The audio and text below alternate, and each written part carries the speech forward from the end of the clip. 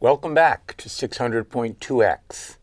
In the introduction to the course, I talked about computational models. And I said we're going to look at three kinds of models: optimization models, statistical models, and simulation models. In the next two lectures, we'll be focusing on the relatively mature field of optimization models. So what is an optimization model? The notion of an optimization problem provides a structured way to think about solving lots of computational problems. Whenever you set about solving a problem that involves finding the biggest, the smallest, the most, the fewest, the fastest, the least expensive, etc., there's a good chance that you can map that problem onto a classic optimization problem for which there is a known computational solution. So what does a classic optimization problem look like? It's got two parts. The first part is an objective function that's to be maximized or minimized. For example, we want to minimize the time spent traveling from New York to Boston. The second part of an optimization model is a set of constraints, possibly empty, that must be honored. For example, I want to get from New York to Boston, but I can't spend more than $100. Or I've got to be in Boston by 5 p.m.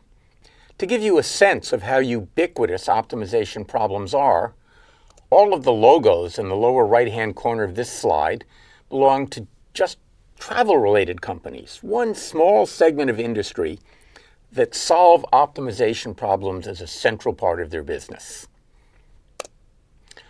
What do I want you to take away from this lecture and the next lecture? 1. Many problems of real importance can be simply formulated in a way that leads naturally to a computational solution. 2. It's way easier to reduce a problem to a problem that's already been solved than it is to invent your own solution to a problem. So this idea of taking an informal problem, formalizing it in a way that says, oh, that's been solved already, I can just use that, is a message I want you to take away. I want you to take away the fact that optimization problems are hard. I don't mean hard in the sense that we scratch our head and don't know how to solve them. I mean hard in a computational complexity sense, that they can run for a really long time. Because of that, we often don't actually solve them. We approximate them, and we use a greedy algorithm to find not an optimal solution, but a solution that's good enough. Let's start with the famous problem called the knapsack problem. For those of you who don't know what a knapsack is, it's a backpack. Here's a picture of a very old one. The basic idea behind the knapsack problem is a simple one. You've got a knapsack with finite capacity, and more objects you'd like to put in than will actually fit in, and you're deciding which objects to take, which objects to leave behind. Essentially, you have limited strength. There's a maximum weight you can carry. How do you decide which stuff to take and which stuff to leave behind? Now, of course, the knapsack doesn't have to be a physical one. Imagine that you're an overweight college professor who's just decided to go on a 1,500 calorie a day diet. That imaginary person needs to optimize an objective function related to his taste buds, the most possible pleasure he can get by eating, while satisfying the 1,500 calorie a day constraint. Very good. Now, I should mention that there are two variants of the knapsack problem. The 0-1 knapsack problem is called that because you either take the whole object, 1, or not at all. So if you're, say, stealing a Picasso painting, there isn't much point in stealing half the painting. You either take the whole thing or you take none of it. There's also the continuous or fractional knapsack problem. I don't actually have to eat this whole plate of spaghetti. I can take only part of it. The 0-1 problem is considerably harder than the continuous one. You can think of the analogy of gold. If I have my knapsack and I'm trying to decide how much gold to take, deciding how many bars I can fit in can be hard. But if it's just gold dust, I just fill it up until I can't carry it anymore, and I always get to my maximum weight. Whereas with the bar, maybe I could carry a half a bar more, but there's no way to split it.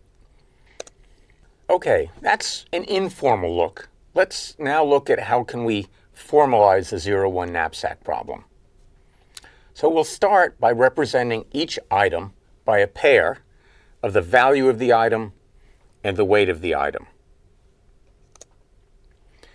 We'll then say the knapsack can accommodate items with a total weight of no more than W. Now, of course, weight doesn't have to be literally pounds or kilos. Weight could be calories. Weight could be credits for a course. Weight could be miles if you're driving. Weight could be time. Anything that you're worried about. We'll then have a vector, call it L, of length n, representing the set of available items to take. So think of each element of the vector as representing a single item. And then we'll have a vector v of length n also, indicating whether or not each item is taken. If we decide to put an item in the knapsack, the vector will have a value of 1 in the spot corresponding to that item. If we decide not to take the item, the vector will have a 0 in that spot. Given that setup, we can then very simply formalize the problem as follows. Find a v that maximizes this term. What is this term saying? It says, for each item I, we'll look at that spot in the vector, and we'll multiply the value in the vector by the value of that item. Notice that if we don't take the item, v sub I will be 0, and so we don't care what the value is. So essentially, this is summing up the value of all of the items we decide to take. We then need to obey the constraint here that for all the items we take, the weights sum up to less than W. So it's a very simple formulation of the problem. And any 0-1 knapsack problem will have a formulation that looks a lot like this. Of course, the objective function here can be more complicated, and you can have no constraints sometimes, or well more than one constraint. How can we solve these problems?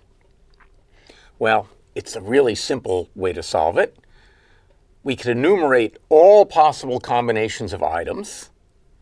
That is to say, generate every subset of items that we could choose to take, including the empty subset and the subset with all of the items. That's called the power set. We can then remove all of the combination whose total units exceed the allowed weight, because we're not allowed to take those. We're obeying here the constraint. And then from the remaining combinations, choose any one whose value is the largest. I say any one because there might be, and there often is, more than one optimal solution. This is great, but it's usually not a practical way to solve a knapsack problem. Why not? Well, how big is the power set? Well, recall that we used a vector v of length n to indicate whether or not the items are taken. So the set of possible vectors represents the set of possible choices of items. The vector that's all 0 said we didn't take any. The vector that's all 1 says we took them all. And then every other possibility is represented by some sequence of 0s and 1s. Well, how many different numbers can we represent in n bits? Well, we can represent 2 to the n numbers. So right away we know the power set is really big. It's of size 2 to the n. Well, that means that the algorithm is exponential. If the algorithm is exponential, it can take a very long time to solve. For example, if there were 100 items to choose from, and I do sometimes go to restaurants with 100 items on the menu, the power set is of this size, considerably larger than I would like to actually consider. What are we going to do about that? Are we just being stupid is the first question. I gave you a very straightforward, obviously correct algorithm, and maybe there's a really good algorithm that I just didn't show you. Well, no.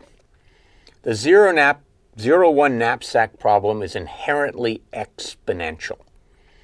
That means that there does not exist an algorithm that solves it in less than exponential time. But don't despair. It's a hard problem, but that doesn't mean we can't solve it in practice. As we will see in the next segment and in lecture 2, there are good ways to find approximate solutions to knapsack problems, and there are even good ways to find truly optimal solutions to knapsack problems that work almost all the time.